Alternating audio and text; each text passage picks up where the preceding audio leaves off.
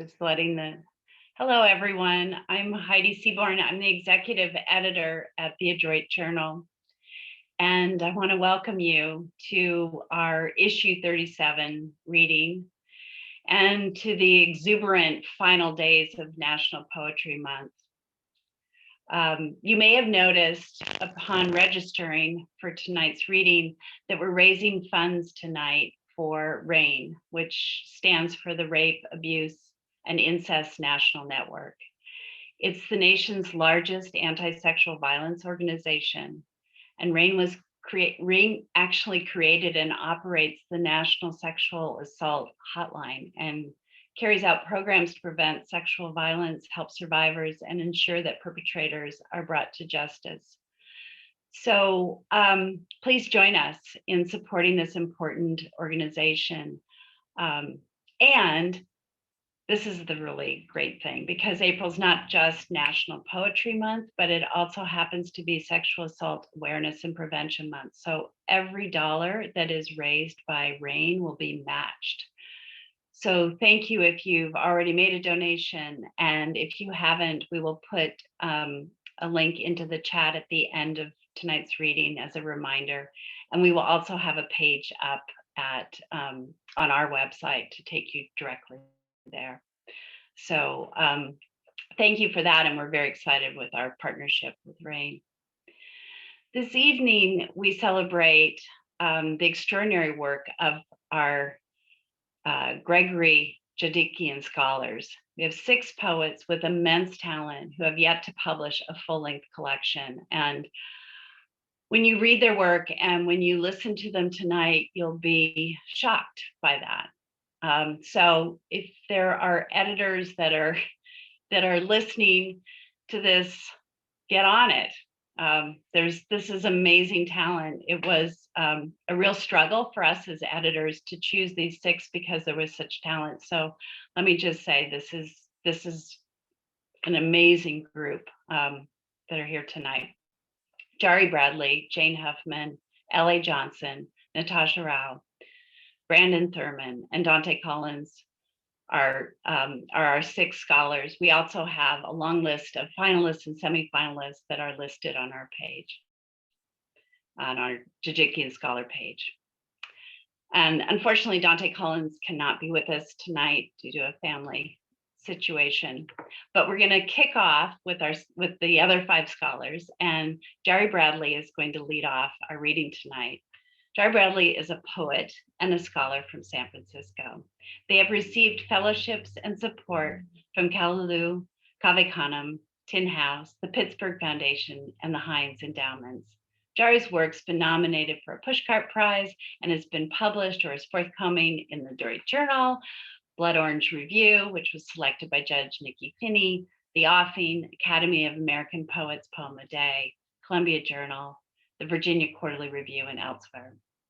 Jari has received an MFA from the University of Pittsburgh and is the current 2021 First Wave Poetry Fellow at the University of Wisconsin in Madison. Jari, welcome. Thank you. Thank you so much, Heidi. That was a beautiful introduction. Before I start, I want to thank the Adroit Journal for their continued support of my work and many fellow poets and writers that I love dearly. So this is really, truly an honor, and it really is good to be here with you all tonight. So I'll get started with some poems and yeah, kick off the night. His first poem is entitled Animalia, after Ahmad Jamal Johnson, after Linda Gregg. How I wanted to charge you there in that open field of day, collapsing into night. The wail of your fists against my mother's body caused my mouth to crack open.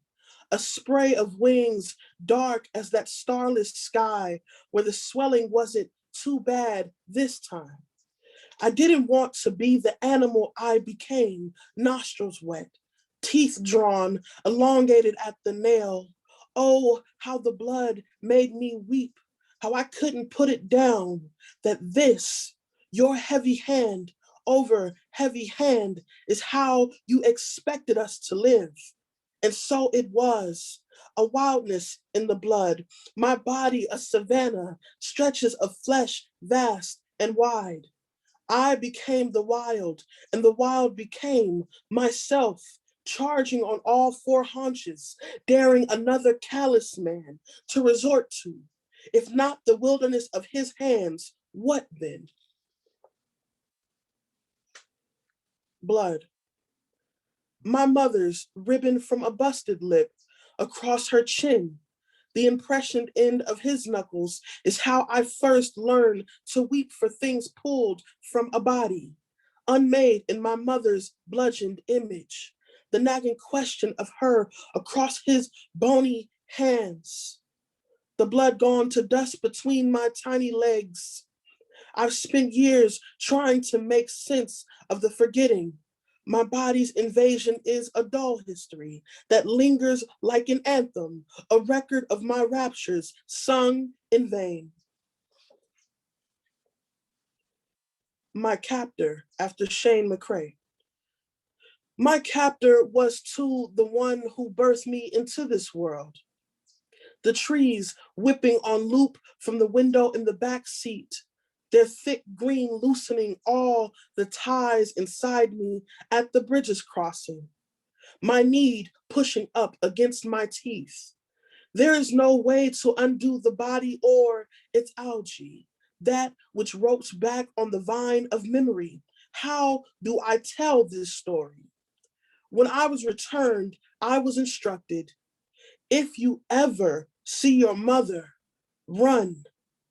The soft neon of lilac and washed out jade from the amusement park, my mother took me, some strange woman, and her daughter too, a leftover swirl in my head, stolen trinkets in hand. My mother, my captor, my body as contraband, all the ties loose inside me. I wasn't the same after being under those bright lights, so said my kindergarten friends. And how could I tell them the story? My mother, my captor, how I almost belonged to no one, that I was marked by this loneliness, that I was lucky to have survived. Wayward. As a child of refusal, I wanted a say in my own pleasure. In my youth, where the dark gave way to flesh, I decided to draw a line against just how much woman I'd be. My body spread like any field on fire, a wilding, or what could burn an entire house down, beginning in that bedroom, the pallet on the floor, my mother's begging from the next room. If I were made to face a fist, I was determined to take it without flinching. From the stupid boy who was stupid solely because he never grew suspicious of why I allowed his hands after all, why my mouth rose to meet his, why I held it there, my small searching hand reaching for the back of his neck. Before the body. What comes before the body's rising? An unnameable distance, having been born alone, having made the journey through blood on my own. I want to say it was love, my mother and father, what drove their bodies to create another. I grasped for knowing and pull back, a chaotic wind, its unruly air. What was before? In the beginning, I had no name to carry the weight of death. My father left formless. The body's rough science attempts to fill in the gaps, an attempt to lift shame stuck in the body's crawl, to reach back to a beginning. I try to remember that which cannot be remembered, fracture, living up to its name. What comes before? I settle on love or something greater than the sum of loss, the potential of will, the body's rising, a living testament, the strange spell of knowing, its faceless want to chart those unknowable places, its cartography of flesh that brings me closest to the untouched terrain of the body's rising, what comes before, unruly. Hushed whispers in an undisclosed room take it out of the girl. A child, boyish in nature, their smallness magnified, outcasted. The soft-bodied animal you are, determined unruly animalia. What survives inflation and inertia? The body is a set of complex feedback systems. Nothing is as it appears. The coexistence of a beard and breast, evidence of the body's willfully defiant nature, the body's resilience amid the promise of perish somehow. The child survives their own hand, the day's weary edge inverted toward grace. A child, boyish in their nature and barrel shape, survives, sedimented against the residue of dunes, soil, leaf litter, and the bodies of a lesser. What couldn't be excised? Your boyish nature, your untamed phylum, your small heart pulsing loud notes against the night, too. A boyish child born of brackish water survives on the air of wound, untamed phylum. A child unruly in its nature, its body a desolate field of ache, held against a thread of light along the water's edge, beyond the naked eye, the threat of severance or what the child survives. The body is a set of complex feedback systems, this boyish child, a coexistence of a beard and breasts, taxonomy of smallness magnified. A boyish child treads the water's promise of drown on the air of wound and survives. Wilding, you ask me how I did it, made me a kind of life under such circumstance. I was a child that spent the first 5 years of their life coming to the body a constant failure. My single Black mother and I barely survived America, and she swore she never meant to do it, to cut into my face, to make me know it, to give me no chance at beauty, her body a shot through chrysalis of hair and skin, her hunger having shaped me. Violence begets violence, its condensed breath, a constant Black buzz in my chest, my hands, not my hands, a menace burgeoning on the tip of morning, its inevitable breaking into me, a sliver of light dawns within my open cavity, its own wild awakening. I have a couple more poems here. This next one is Self-Portrait as a Cherub, Face of the Ox.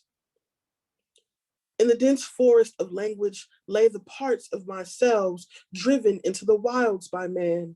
My heavy hooves carry my body like a betrayal against the night's unsolicited touch, where I was a child once, a daughter of the dust, then memory, its deep onset of indigo.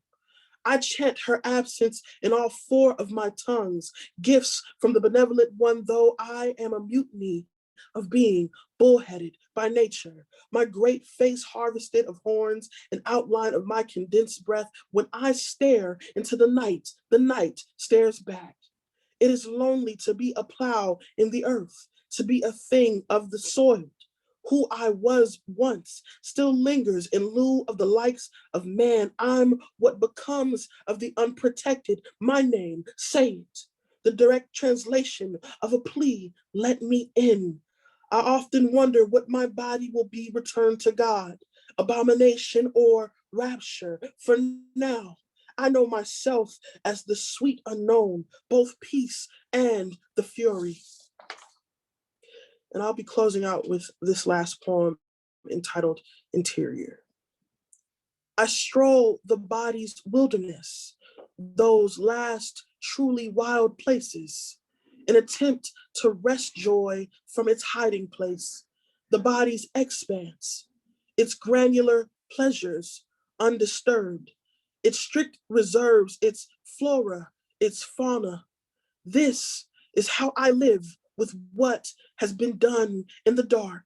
Something inside me grows lips against the body's intolerable ravine, its treacherous gulches, an impossible sorrow surely meant to drown me. Something within reaches toward the natural light, a wild phenomena, its act of witness, an untethering in the body's closed quarters, its wild notes, a defiance, a disobedience. What I mean is, joy is a wild thing, interior, rendered in the wilderness of my body when loosed.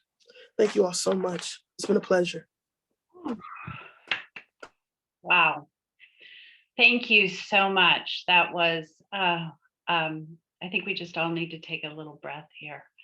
That was an amazing opening to our night and extraordinary. I'd like to introduce Jane Huffman's poems. Jane Huffman, whose poems have appeared in, I've got to catch my breath after that, honestly. Sorry, Jane Huffman's poems have appeared in Poetry, The New Yorker, The Kenyon Review, Annulet, and elsewhere. And she was a 2019 recipient of the Ruth Lilly and Dorothy Sargent Rosenberg Fellowship from the Poetry Foundation. Jane is a graduate of the Iowa Writers Workshop and currently works for the Iowa Youth Writing Project. She is founder and editor-in-chief of the online literary journal, Guest House. Thank you so much, Jane, and congratulations on being a Djanikian Scholar. Hi, thank you. Thank you to Heidi and to the whole Adroit Journal team for this extraordinary honor and this opportunity to join all of you tonight. Jari, thank you for getting the event kicked off on such a stunning foot.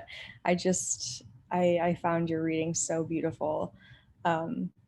So I'll jump in with the 3 poems that are featured in issue 37, which is a stunner, by the way. The whole issue is so beautiful, and I know the work it takes to make something like this happen. So just another shout out and thanks to the editors and to the whole staff at Adroit Journal.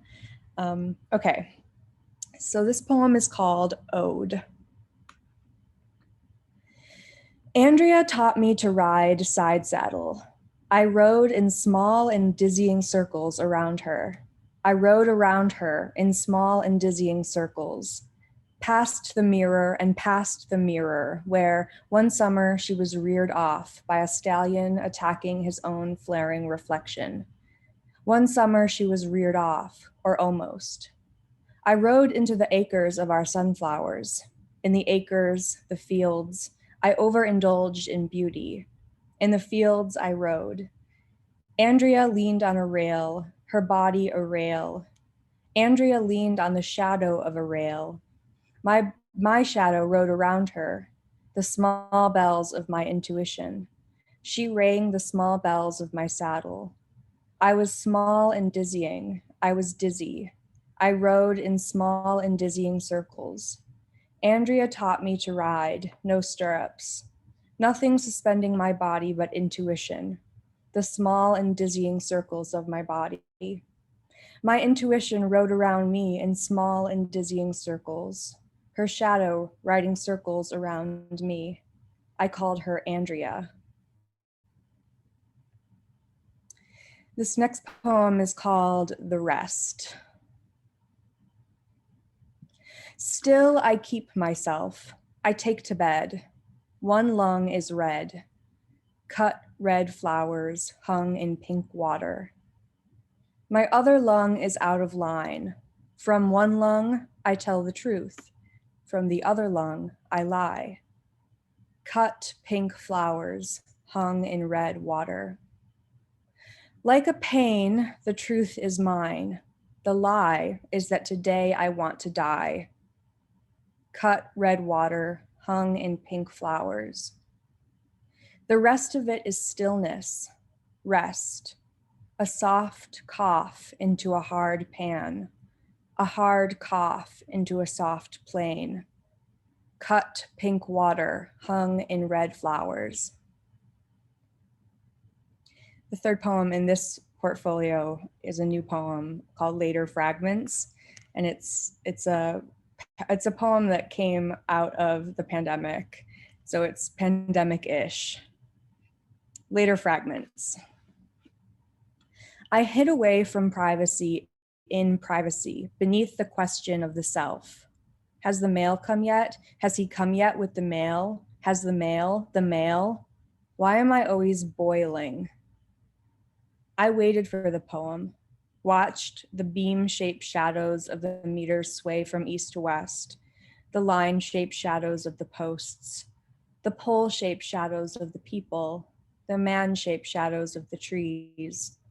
I sat with the poem like a man, before scrutiny, during scrutiny, after scrutiny, waited for the birth, the afterbirth.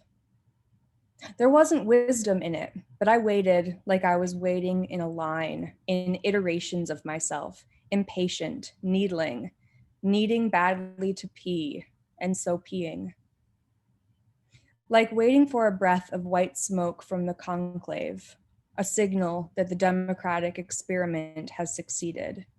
Like waiting for black smoke from the conclave when the democratic experiment has failed. The democratic experiment has failed. I wait for the personal. Eat bean soup from a chipped bowl. So next I thought I'd read a handful of short new poems that I'm working on. It's all kind of, the idea of the second manuscript in my head is still very sort of peripheral, but I've got some new stuff that I'd love to read. So thanks for going on this weird experimentation journey with me. So these poems, the first line of each poem is also the title. I was reticent in childhood. I was reticent in childhood, prepared for nothing, testing fragrant waters at the toilet water counter, diagramming sentences. I ran the empty aisles of Mercy's auditorium, annexed out of my own little annex, made a little art of panicking. They're very short. This next poem is called I Tried Early Moving. I tried early moving, early sleeping early, before the day could hide away its time in me, could stay my journey, stain my coat. But night is so much like day these days, one holed up inside the other. The way desire predator. Van? Hey, Van. Van.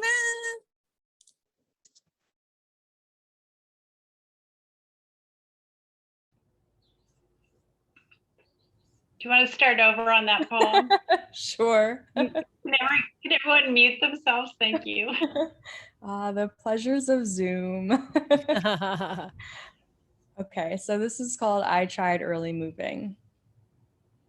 I tried early moving, early sleeping early, before the day could hide away its time in me, could stay my journey, stain my coat.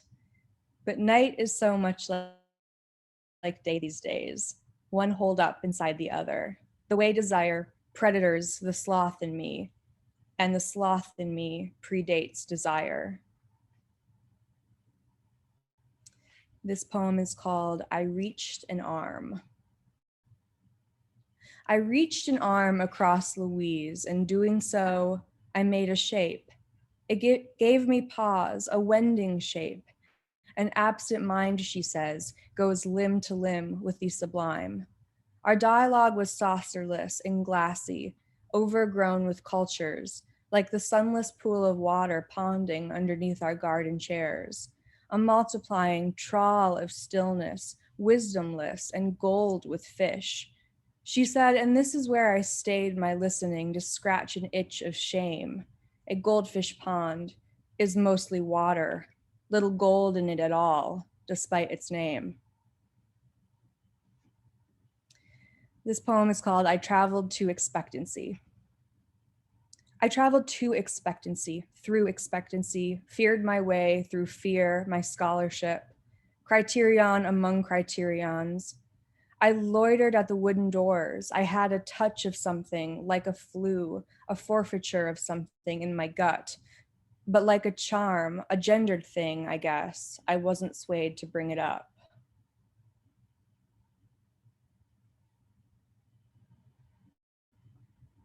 This next poem is called Triptych.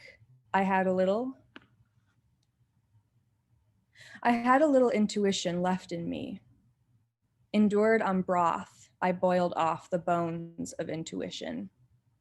It's a dirty game to go on intuition only, to follow intuition like a dog, across the sluices and sands, to leave my slurried footprints in the sulfur.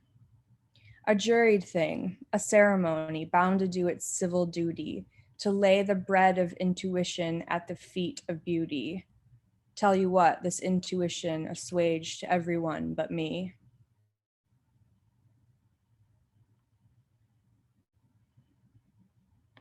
I think I'll read 3 more short ones. This poem is called I Couldn't Drive. I couldn't drive, and so I got a ticket, tried to make the trip alone by train, accompanied by salients and moaning for the pain of being moved through time. But when I made a go of it and we arrived, I felt a falter in my salience, and like a child carried the idea away. And so instead today, in stocking feet, I tarried to my bed and tried to stay. This is called I Want a Twisted Jacket. I want a twisted jacket, covert as a seam, as if the clinic linen white, the very vestiture of life, could shell me from the push and pull, the thrall, the itchy woolen shawl hung up on the wall of life, as if I could divest the act of seeing from the vastitude of sight. And this next poem is after Jean Valentine. I recently started pouring through her collected works, and this poem emerged. So I think I'll read it and then end with that one. Thanks again, everyone, for listening, for being here. This is called Why the Dead. Why the dead? This woman, Jean, come after me, distended in their crowns. I don't know why the dead come after me in crowds of Jeans, proclaiming that the god of death before the door to life was shut, slipped out into the slapping rain. Today is Easter Sunday, and I'm reading Jean again.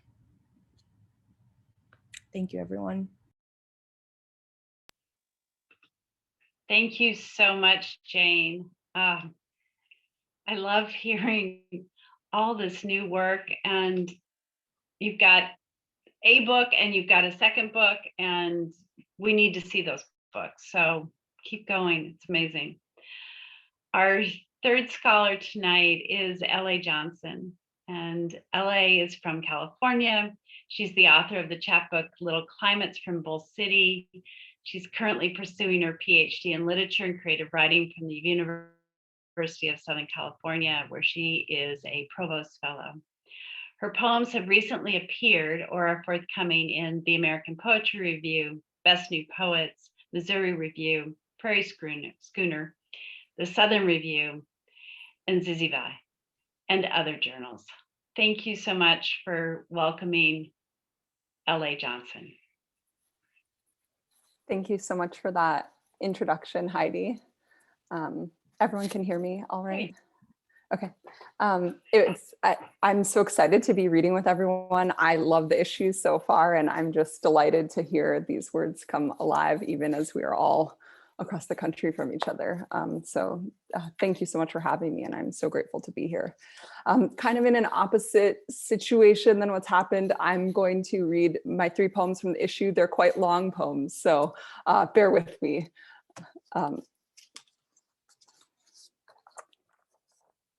Edendale. Laundry whirls in the machine while homes burn from brush fire. Smoke shades the hillside into darkness. A dog I haven't seen barks in the neighbor's apartment until evening, when the sun sets unseen behind smog and ash, and the dog switches to terrible howling. Round vowels burning through walls louder and louder until they seemed to lose their center, until someone could mistake them for laughter, maybe.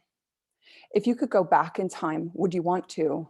My ex-lover asked me once in a dream while he held a tumbler of milk that clicked with ice cubes. Someone told me once that the Pacific is flooded with gold, floating out there, impossible to extract from seawater, glimmering without touch. Unlike the Los Angeles roadmap that finds me lonely at the flea market. The map is evidence of places that I know no longer exist, the paper greased by fingers and torn, an address that is meaningless to me, circled carelessly in green ink. If I drove there to 1081 Edendale Drive, would the house I imagine still stand, a single-story rancher, the color of a linen dress? Or would I find only a vacant lot, a past lost to foreclosure, walls pocked and split by stones, the empty home of a family who once left in such a rush, they cruelly discarded their starving, barking dog? I have abandoned things, broken plates, stained clothes, gifts I never wanted, the voicemail from him I listened to over and over, a loop of rage and grilled chicken that I repeated each day until it became another language, until I could listen no more. And I will keep abandoning. Watch how easily I pull out my own hair from the brush, strands brittle and blonde in this light. How softly this old hair falls outside my window, catches the breeze a little, and I don't know where it will go except away from me, drifting toward a dove's nest or sewer opening, or the side of the freeway piled up with trash. At every window in this city, people linger, thinking of minutes they want to think of no longer, and each face blazes with the dream of abandoned falling things. This next one's a little shorter, just to keep it fresh here, and then we'll finish with a long poem. Earthquake weather. Above his house, one star is visible. That star is not visible from the dusty room where a woman now makes a bed. A bed was unmade in the meadow of orange poppies, where poppies fell across his skin like cuts, like fault lines that would split and burn the homes of poppies. Stranger, the home has a secret in it, a secret for a grave, a secret like a pearl earring sunk to the bottom of a pool, or a pool water empty, filled with imaginary letters. Letter with a train inside it, traveling west. Letter with the still heat that summons tarantulas out before dusk. Letters never written to a stranger. I am a stranger to myself in the mirror, a stranger to the woman in his house who is not my twin.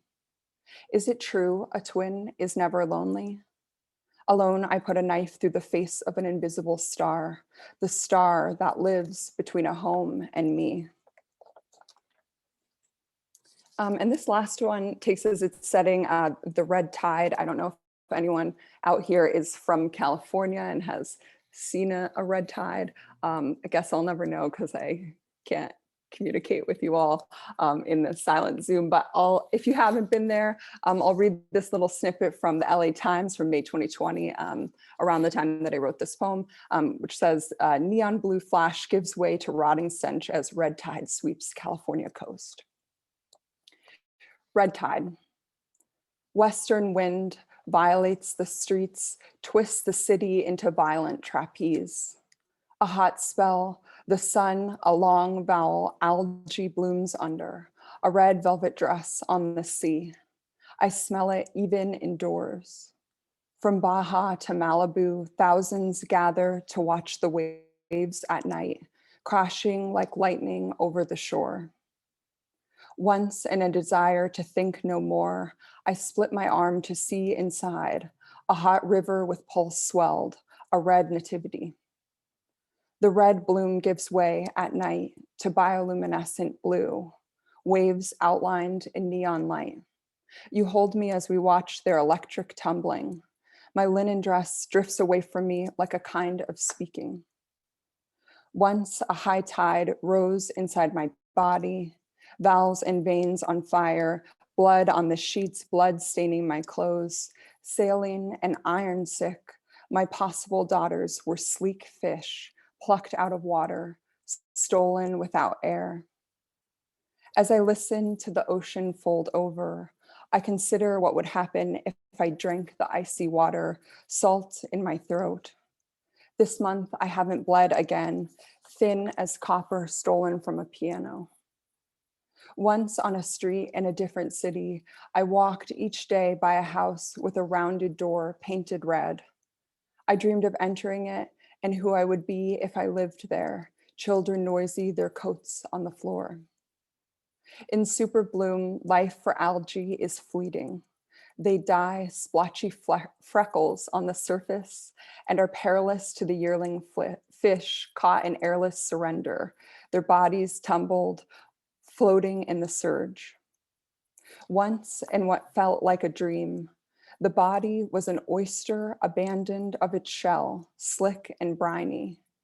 My mind searched for the pearl, the mantle's iridescent nacre in the flooded bedroom.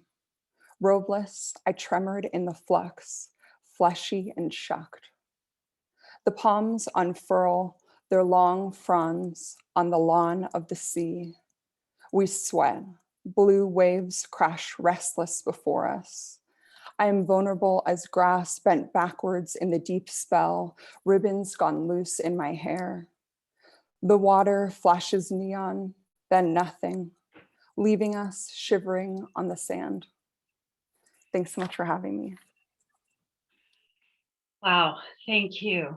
Having lived in LA for a decade of my life, I think your poems capture it in a way that I can never say. It's beautiful work.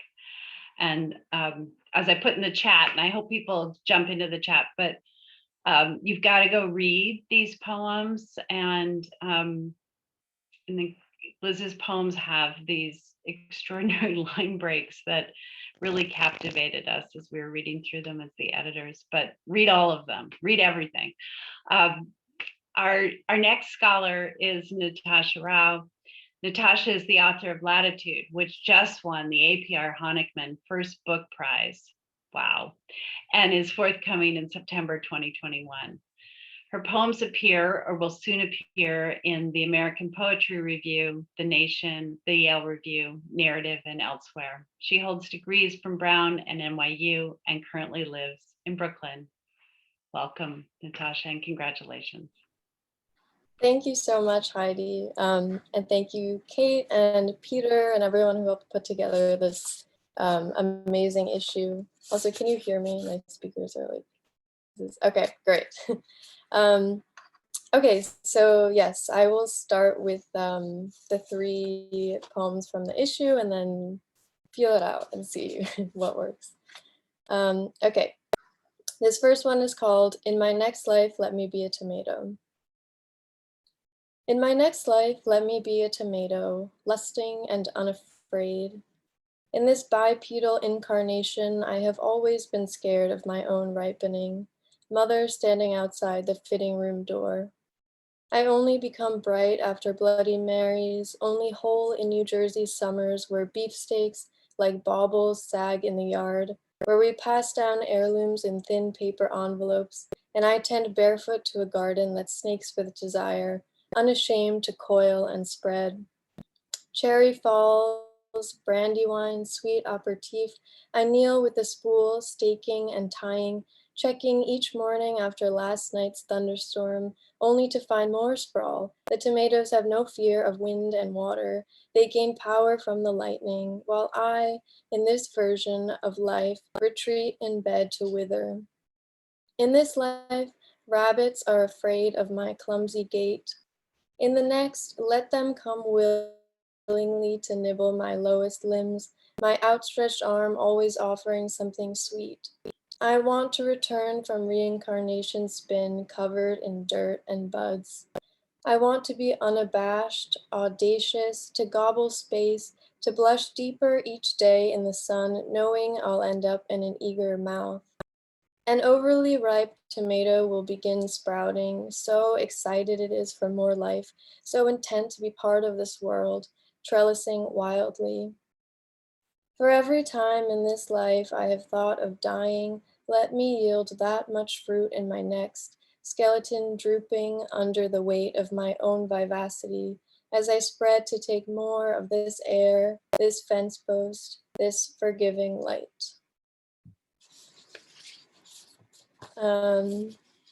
So the next one is called Another Spring. Another failed chance to vault frog-like into a new life. It's pre-green, thinned acrylic approximating watercolor, and with a paintbrush I am pollinating lemon trees, impersonating bees, still so far from honeyed. I couldn't kill a stink bug, but somehow it was easy to betray you. Ants swarmed the semen damp cloth. Releasing their glossy bodies into moss, I allowed myself to pretend I am not monstrous. Every year, this ritual. Spring is only a performance of reinvention. The flowers keep becoming themselves. Always the stink bug concealed behind its shield, the hungry, horny ants, the sparrow undoing her nest as I pull apart my life. I have to believe azalea buds might swoon into forsythia while nearby snow melts to milk. Some proof I could become improbably gentle, good as drops of water on turned dirt. So the next poem is kind of an older one, but very grateful to the Adroit Journal for republishing it. This one is called The Truth. I am only kind to my father in poems he will never read. I try to imagine him small, the way my grandmother tells it, patient, dear-limbed, pondering polynomials, wanting only a Toblerone bar for his birthday, to eat alone in his room, away from the violence of exploding raindrops, pitiless Madrasi summer. I wonder if he is proud of his life like I am proud of my poems, the best we could do. In another world, I would go down the stairs to where my father is sitting alone with his wine glass, and I would tell him I'm sorry. But I am a woman the same way my father is a man, always a little embarrassed. Somehow it is easier to say I hated practicing piano in the morning than it is to say I loved the way you turn the pages for me. I cringed being woken up each morning, pulled blinds and tough light, but I loved your capable hands on my forehead, brushing away the remnants of a dream. Okay, so I think I might read like two more bonus poems. Yeah, maybe I'll do this one. Okay. This poem is called Type to Learn. In 4th grade, they put our hands under shoeboxes to see how fast we could say, "Fox moves quickly, I am Sam," but really the words they should have prepared us to type fast with our eyes closed were, "Time is running out, things are terribly wrong, and I miss you so much." The world is different now, or what's different is that I know of its dangers. This week on TV, another long-awaited trial, the verdict again unjust. I cried, then typed one long sentence. I'm still a small body on a big planet. I'm still the same person thinking about foxes and the speed at which they can run. And I wonder if Mrs. Canatelli knew which animals would disappear first. I guess there's a lot I didn't see coming. I remember not being afraid. I remember eraser caps and having the highest typing score, and that being all that mattered, as though perfection were a guarantee of survival, as though with enough practice, I might be equipped for any of this. Okay, I'll do one more father poem, and then one last one. This one is called Fullness and Hunger. My father orders the crab croquet, and I am quick to correct croquette for the white waiter pouring water coquettishly. Last summer in England, I watched my brother grip a mallet on the manicured lawn of his new life, while my parents learned the rules to this ballet, beaming, and I sipped gin. My father's face when he hit the ball through the wicket. My father's face now, the slipped grin. My father's face in my face. I can be wicked, I begin to say, but it sounds like crickets. It sounds like nothing at all, though both our mouths are moving. And then I will conclude with this poem. It's called What It Was Like. We had sushi that was so fresh, we blushed. Every 17 years, the cicadas rasped a kind of warning, showed us with increasing urgency the need to leave our old bodies behind. I thought I could make some kind of difference. I thought I could memorize enough facts to stay composed in debates and not cry after one glass of wine when my brother says we can all just go to Mars. I thought what I did was forgivable in the grand scheme of things, that your love was an inexhaustible resource. Terrible people made terrible decisions. Good people made terrible decisions. Which was I? It depended on the color of light in the bathroom, the angle at which I held my face to the mirror. I lived in a city at sea level. See level-headed now, the frailty underfoot. We pretended not to notice. We loved receiving shipments to our home, ceremoniously slashing packages with scissors, cleaving, leaving nothing but confetti.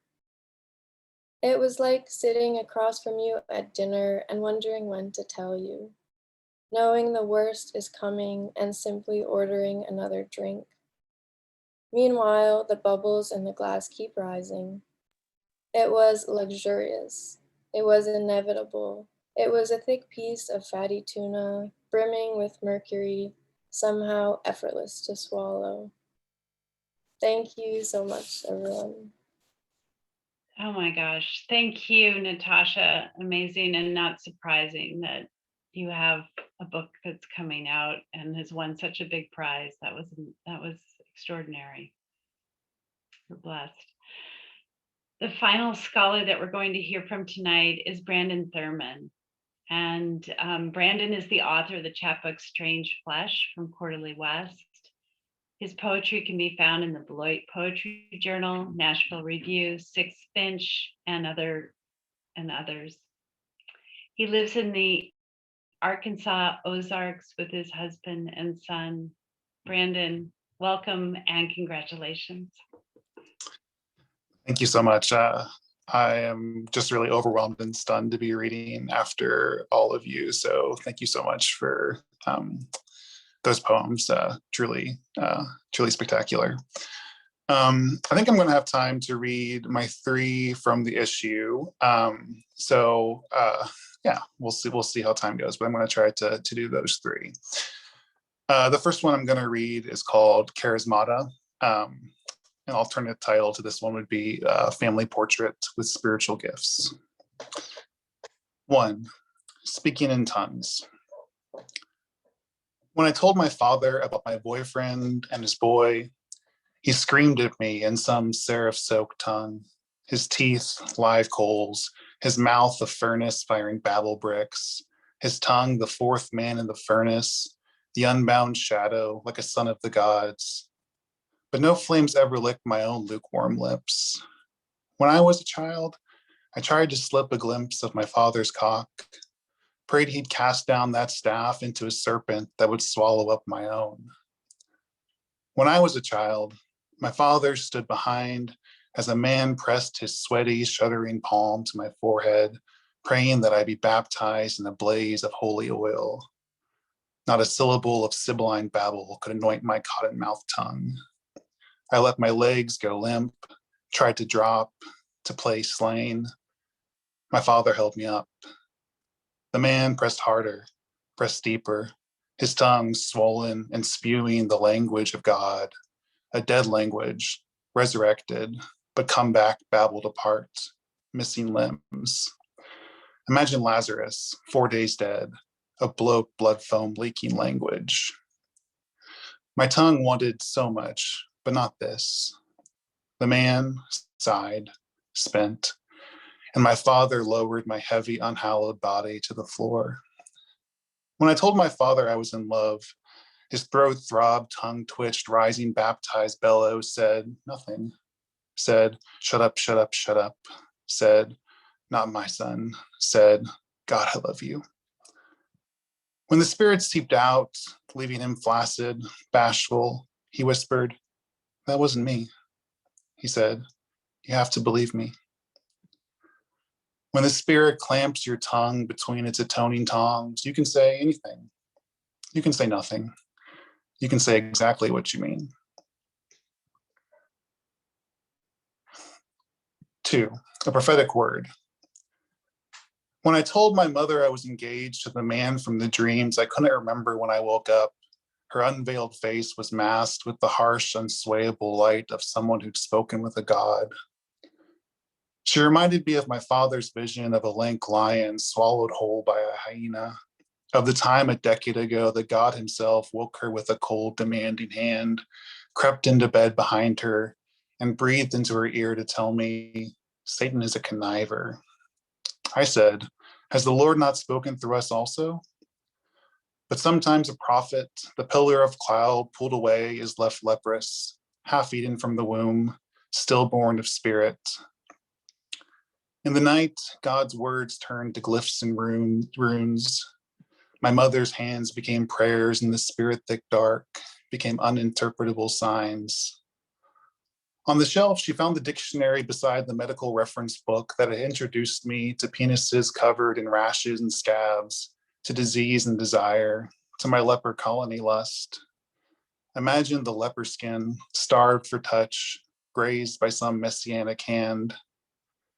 She found the word somewhere between conceal and consecrate, a verb from Latin conivere, to wink. 1, to cooperate secretly. 2, conspire, intrigue. 3, secretly allow to occur. But with whom did Satan connive? Did he reconvene with God in some dim-lit backroom of heaven? Did they contrive another impassable test, plot a plague of flame and raid, wind and boils on another family? Did they dangle a fishhook from a leviathan tongue? Skin for skin, Satan says. The stage was set, our movements blocked, a potsherd and some ash, the only props in our hands. In the dark, a waltzing masquerade of angels of lightning began to flash and dizzy dance around my mother's troubled body. In the dark, Satan winked. The next one I'm going to read is called Invasive Species. Get a drink of water. Invasive species.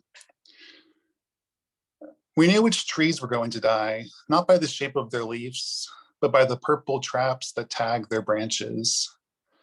My mother taught us that the emerald ash borer smuggled itself into our country in packing crates aboard foreign ships. Each mission Sunday, she'd pierce the map's skin with another pushpin, a red string stretching out from our church to each of its mission fields, Madagascar, Uganda, Pakistan. What began as a star turned into a spider, and then something darker, malignant, a bright red blotch. At night, the beetles would slip their eggs beneath the bark of our backyard's ash. It takes 10 years for the emerald beetles to reduce a region's trees to memory. By the time I return home, all the ash will be gone. When our neighbors, the ashes, woke to their house burning down, I couldn't sleep for a week, terrified that a name could hold that much weight. After I married my husband, I changed mine, left my father's behind. As it ages, the ash tree can change itself from male to female, Once, as a boy, I slid my fingers into the tree's grooved skin, through the maze of scars the beetles left behind. One landed on my wrist, a jewel of a certain color. But when it stretched its wings to fly away, the light flashed against its rubied abdomen. Even the most beautiful thing, out of place, can become a knife. Every night, my mother kneels by her bed and prays for that part of me we can't unname to pass away.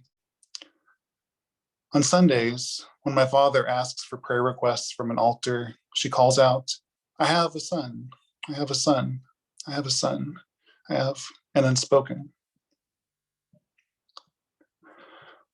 Alrighty, I think I can squeeze in my last poem from this issue, if that is okay. Okay, this one is called Diagram of the Body Held in Worship. What do they mean, the ways we move our bodies in worship? The professor, miming, raised his arms like a cornered soldier, then cupped his hands hungrily at his sides.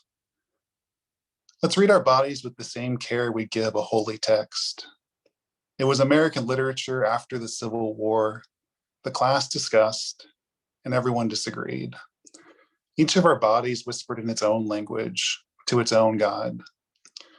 Before sending me off, my mother warned me about the heresy of postmodernism. But it was inevitable how my eyes would adjust to the infinite shades of truths. In truth, she was right to be scared. I don't believe anymore. How could I? My body has only ever known the language of an unknown God. But still, I am only a body. After winter, there's still spring.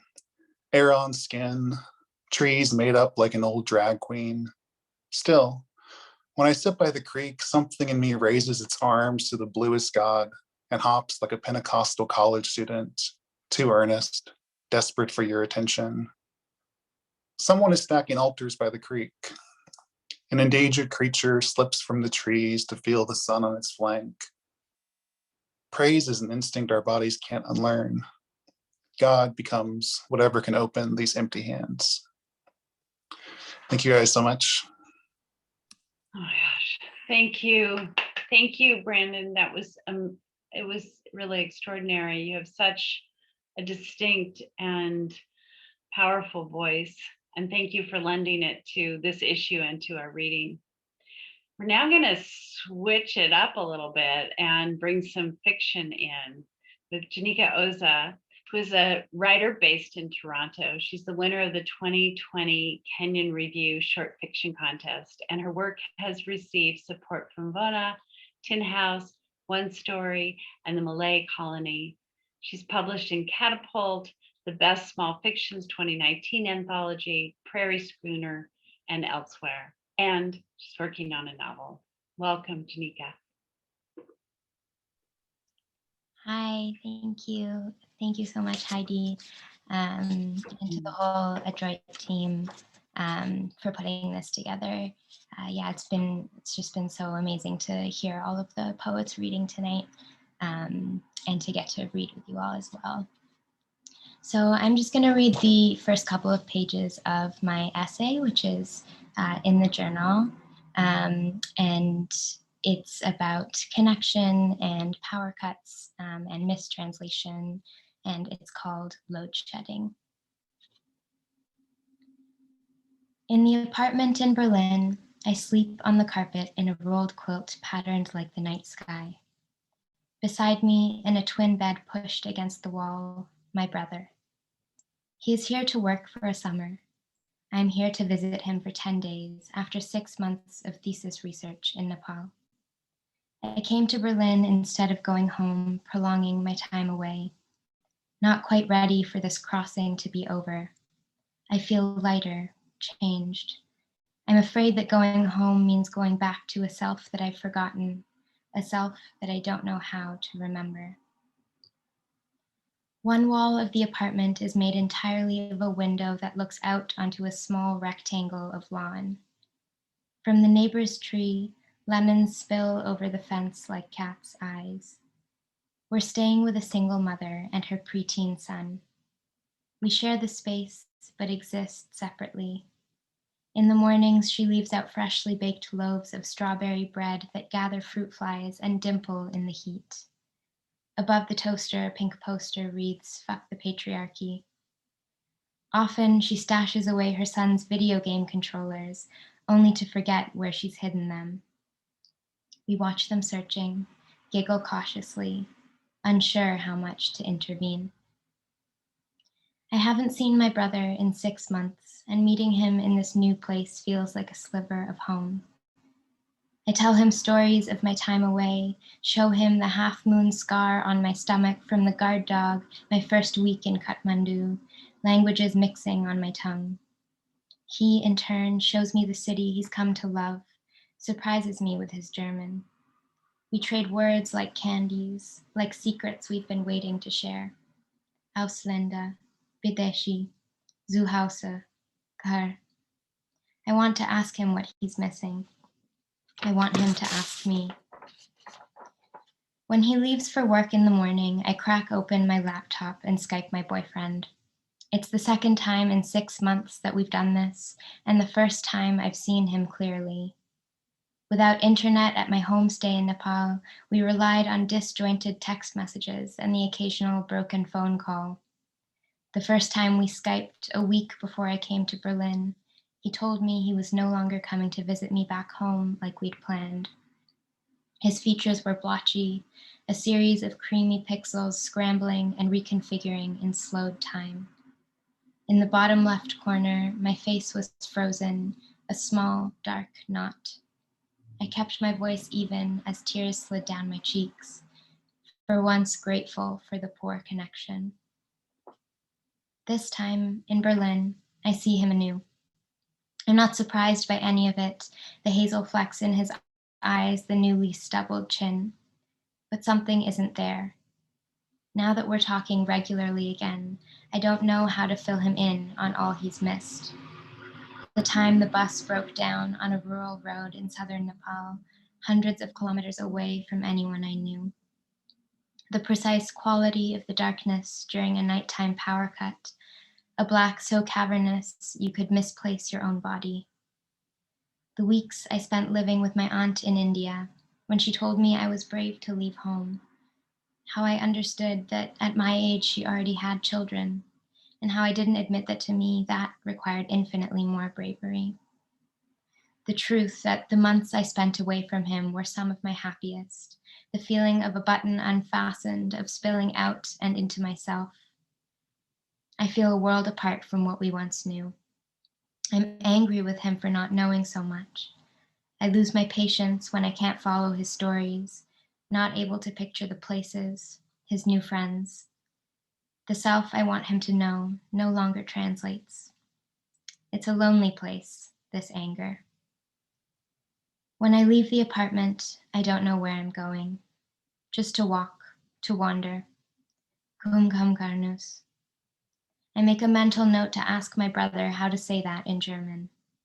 But then I think that there are more practical things I should know how to say first.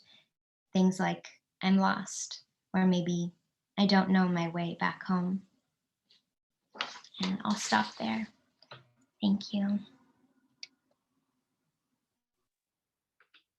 Oh my gosh, I don't want you to stop. And I've had and hopefully many others have had the opportunity to read this whole piece. I encourage you to. It's mesmerizing and very much of the moment.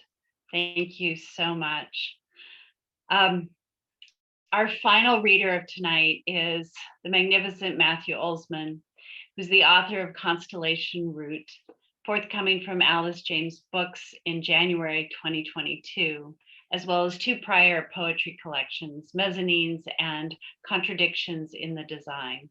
He teaches at Dartmouth College and also in the MFA program for writers at Warren Wilson College. Matthew, welcome, and thank you for bringing us home. Hi, thank you for having me. I'm kind of reeling after all these readings. It's great to be here and to have been able to hear all this. So I'm going to read the two poems that I have in this issue, and depending on how long that takes, I may or may not read one additional one. This is called Best Nightmare Machine. Whenever I got too many peaceful nights of sleep, whenever the vice grip of anxiety failed to apply the proper pressure to my skull, I could type image of a brown recluse spider bite, or how much of Antarctica has already melted, into the search engine, and that network of teeth would take care of the rest. Whenever the season was too bright, whenever my table too bountiful, I could count on my trusty nightmare machine to produce a door in the sky or earth and release one hairless wolf, starving and strange, to hunt me down, tear off one of my arms, and whisper something like, "Your leader is a stable genius," and immediately my nerves would light up with catastrophe and sulfur. It doesn't work like that anymore. Technology has evolved. The sophistication of my dread has evolved. Today, the best nightmare machines understand the fundamental necessity of delight, the importance of good fortune. They now try to make you cherish, at least a little, the world before introducing its demise. Now they send photographs of only my favorite days. You and I walking through the rain in Vancouver. You and I listening to that folk singer at Salvador Deli in Hamtramck. You and I at Avalon Bakery with only $3 and a blueberry muffin to share. Only now does my life end a little when I hear the outcry of a car slamming its brakes. When you go in for a routine checkup, only now do I pace the living room until you return. This is the best nightmare machine's most delicate victory, allowing me to revel in every moment together, every sip of this mulled cider, every bite of this pear, the dishes stacked precariously in the sink. I'll get to those tomorrow, I promise. But even those I savor. They remind me of previous joys, how they pile up, their awkward leaning, their threat to fall.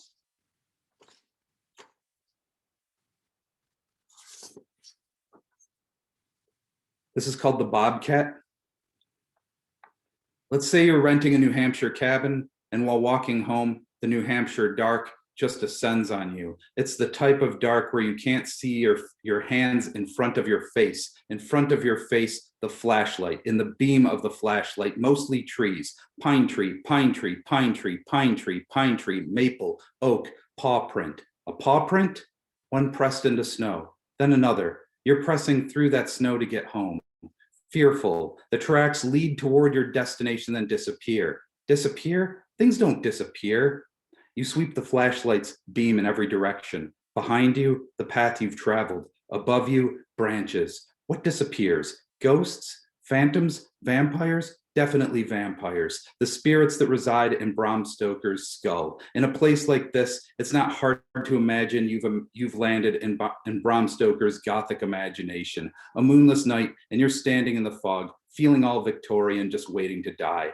It was a dreary childhood for Mr. Stoker when illness rendered him bedridden. His mother comforted him with make-believe stories of monsters and very real stories of cholera outbreaks, how the dead couldn't be counted, vomiting blood, being buried alive, God's wrath and vengeance, the stuff of bedtime stories, excellent parenting. No wonder he grew up so well adjusted. He grew up to manage a theater in London called the Lyceum. The Lyceum produced several of Shakespeare's plays. All the world's a stage, that bard once said. Not sure if it's actually a stage, but it's definitely artifice, a crafted vision, a performance designed to convince you that perception is reality. Perception. In the next play, Hamlet is talking to a ghost. Reality, we're in a theater and the chairs are uncomfortable. Then Stoker wrote Dracula, a classic horror story, or a story about how love endures after death, or the greatest tale of xenophobia ever told, Fear of the Outsider, how an old man from Transylvania will debase the blood of an entire empire, ravage the innocent, spread disease, etc. Bram Stoker would have made an excellent American. Perception, we're in the woods of New Hampshire. Reality, we are everywhere, all the time. This is the story of fear and its ageless performance. Once you were afraid of the gods that threw lightning bolts from the mountaintops. Later you found those mountaintops to be empty, vacant, no gods for miles in any direction. But that didn't stop you. You found a way to be afraid of the printing press, birthmarks, trains, and books that weren't the Bible. You were terrified of television, the hips of Elvis, the vaccine for polio, the vaccine for smallpox, the vaccine for measles, radio waves, electric guitars, women riding on bicycles, the vaccine for mumps, the vaccine for tetanus, solar eclipses or lunar eclipses or both. Tonight, it's a paw print, smaller than your palm.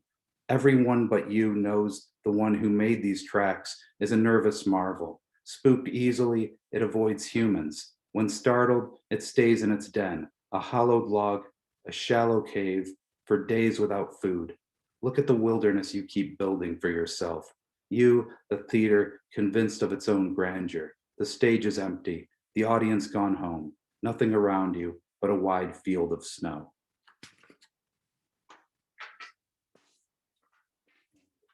I'll read a newer poem and then stop there. This is called All Objects on Earth Sentient and Cheering Your Name. And it has an epigraph, which is Sir Isaac Newton's third law of motion, which is weird because it actually ends up being the second one of his laws of motion that I've written a poem about now. And I wasn't anticipating in my life that Isaac Newton would become the muse, but there it is. So for every action, there's an equal and opposite reaction. According to these rules, if you ever feel the entire world conspires against you, there must be another world radiating in your honor. And each part of that world, and each part of each part, the mink whale, the mountain peak, the swing line stapler on your desk, all of them holding you in their hearts. The safety pin, the picture frame, your father's binoculars, the Mariana Trench. Applause and best wishes from each. Because for every Eden from which you've been expelled, there's another, equal in the opposite direction, where you are welcome. Skeptical? Don't believe me? Am I making you roll your eyes so hard your head begins to hurt? Fine, but I didn't make these rules. Newton did. So sit your ass down. Science is teaching a lesson. The lesson is that which cannot be undone is already undone. The ashes unburn themselves until all that's left is a shivering forest. The wrecked motorcycle hauls itself up from the ravine and zigzags back into traffic. The blood you believe is on your hands has returned itself to the body in which it belongs. Is there a catch? Of course there's a catch. This place exists, but I can't tell you how to get there. And for that, I'm ashamed. But for every time I fail you, there will be another guide, more than my equal, who will not. A North Star, a tuning fork, a thermometer whose contents forecast the arrival of the fever, everything on earth bursting with love, the road that will never appear, and the next one that already has. Thank you, guys. Wow. Wow. Thank you. Thank you. Okay, you can take off and give a little shout out here to everybody. Feel free to unmute a bit. Yeah, let's go a little crazy. That was, I mean, someone in the chat said the scale of your work, Matthew. It was really, you sent us off into the night. But before we go, this reading was just an amuse-bouche of the issue. There is more and more, so I encourage people to dive in. I want to thank our contributors, those that read tonight, and so many more who are in our pages. And I want to thank our staff. This is a labor of love, and there are over 100 of us that are volunteers at Adroit, and everyone shows up every day and delivers this beautiful platform of work.